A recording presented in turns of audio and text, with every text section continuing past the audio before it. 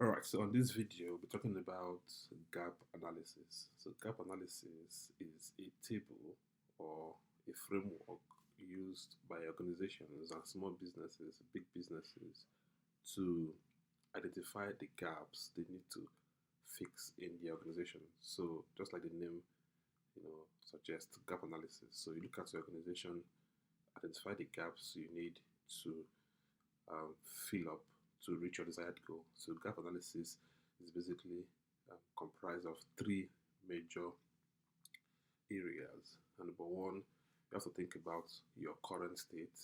Number two, you have to think about your desired state. So when you think about your current state and desired state, then you can be able to identify the gap you need to fill for you to move from your current state to your um, desired state.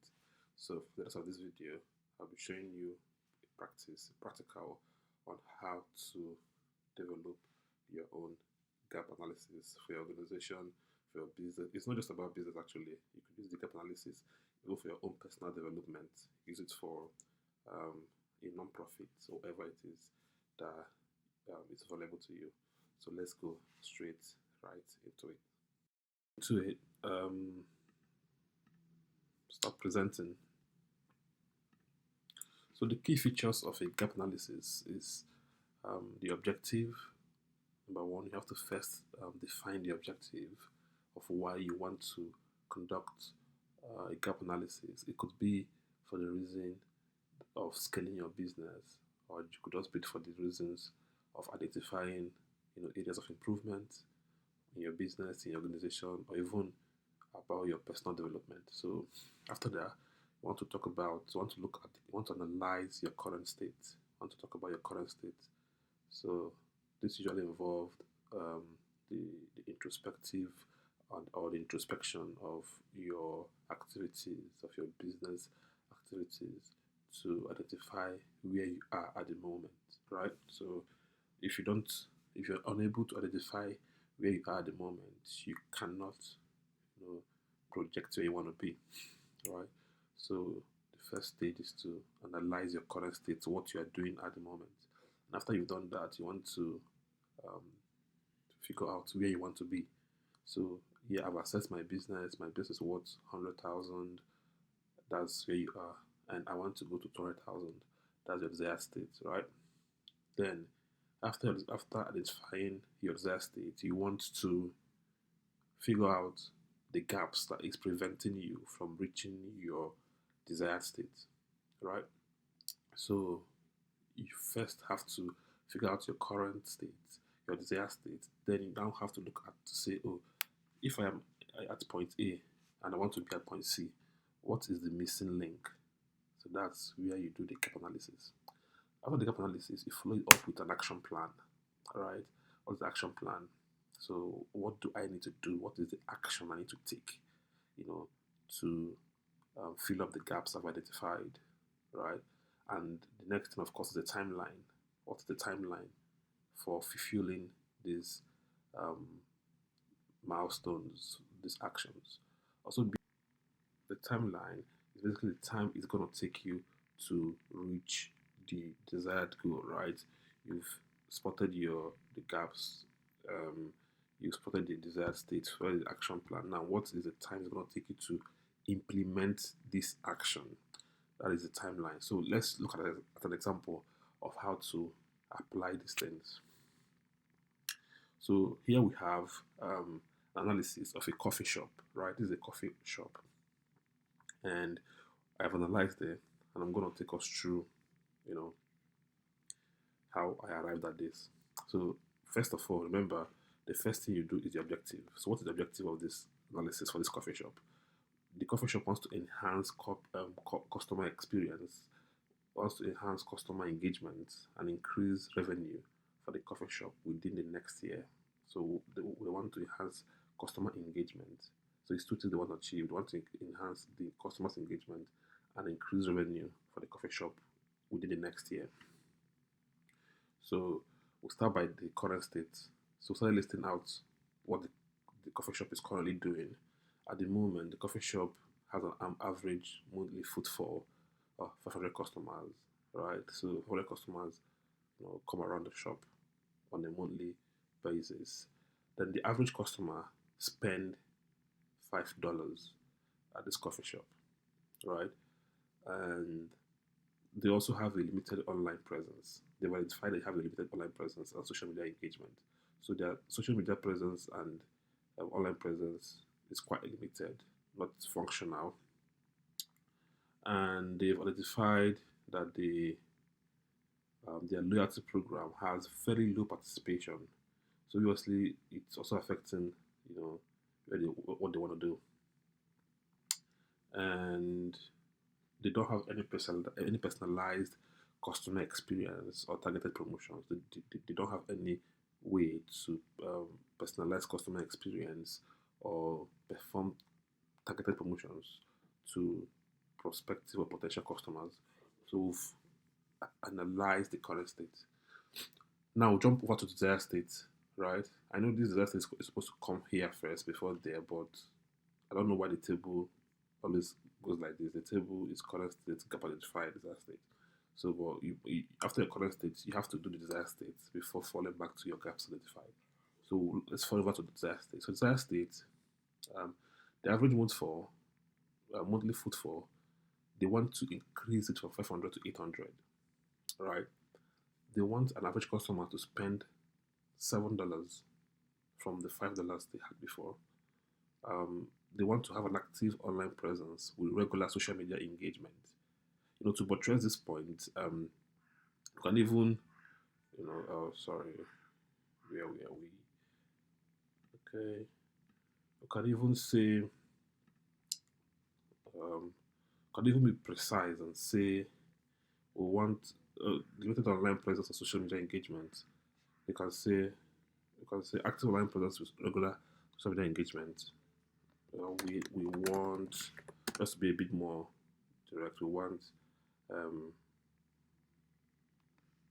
let's say 500 engagements on our social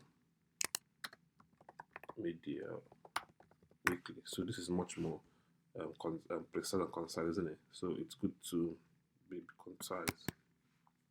So let's continue. And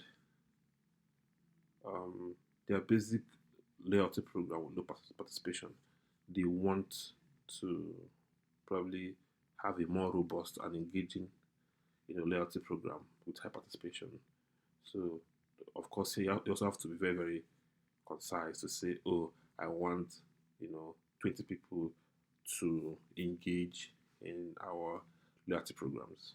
You can say here 5 people engage in our loyalty programs at the moment, but that's to be for us to have 100 people engage in our loyalty programs. So the last thing here is no personalized customer experience or targeted promotions. So here it could be they want, of course, personalized. They want a personalized customer experience and targeted promotional offers. Right. So, then now we've seen our current state and we know our desired state. What are those gaps that we identify is preventing us from reaching here? So it's more like a subtraction issue. Desired state minus current state gives you gaps identified, right? You can't know the gaps if you don't know where you're going to, if you don't know your desired state. So the first one, our desired state, currently month 4 is 500 customers. So desired average monthly for is 800 customers. So the gaps identified is 300 customers, right?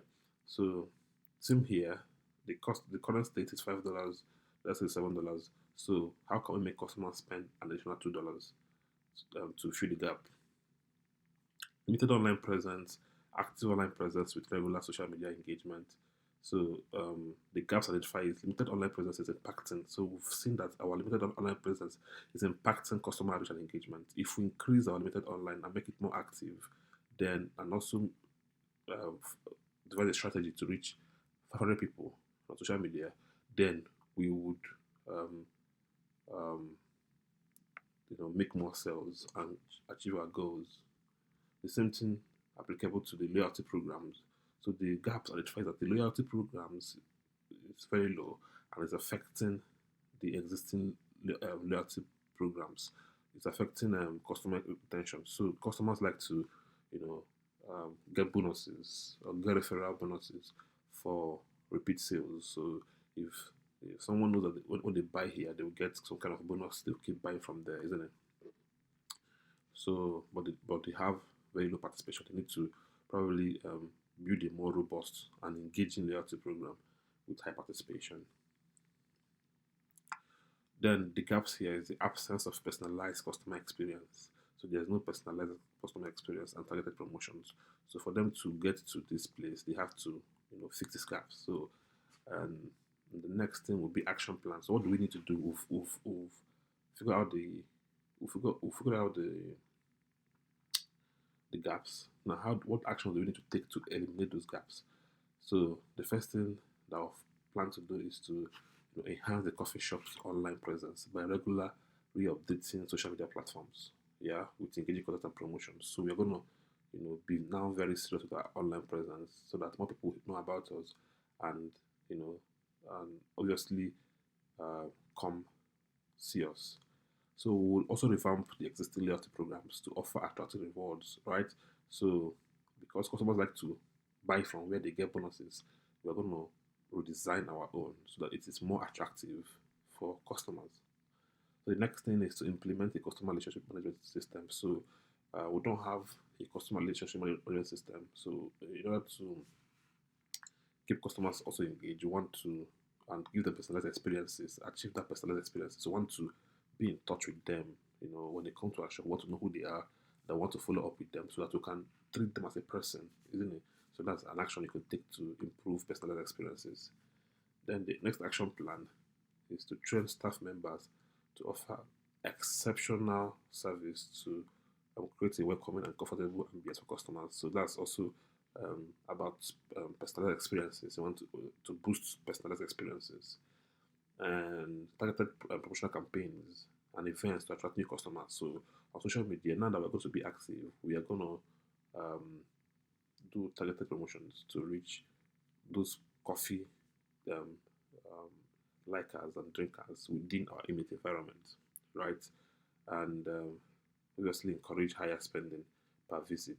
If they come buy coffee, might offer them, a topping or a cake or a biscuit just to increase um, their spending on each visit. And I could also say if you spend 10 pounds or $10, you get £1, you know, money back. So all of those are strategies that we could put to, make them spend more. So then the final one is timeline. You need to, you know, um, plan yourself accordingly. See month 1 to 2, for instance, want to analyze current customer data and preferences to plan loyalty programs. So we want to look at our current data we have on customers and then know what it is and then plan how to make it more robust. Also want to develop in month 3 to 4, want to spend month 3 to 4 to develop and launch an improved CRM. Month 5 to 6, we want to begin our launched targeted marketing campaigns and online promotions. Month 7 to 8, that's when we want to train our staff members to deliver exceptional customer service. And month 9 to 12, that's what we want to, monitor the customer engagement, monitor everything we've done, you know, to see if what we've implemented from month 1 is working. That's including the revenue, the footfall, and if we are not meeting up to the target, then it's time for us to go back to the gap analysis table and make adjustments. I hope that you are able to take 1 or 2 things from this analysis, and thank you.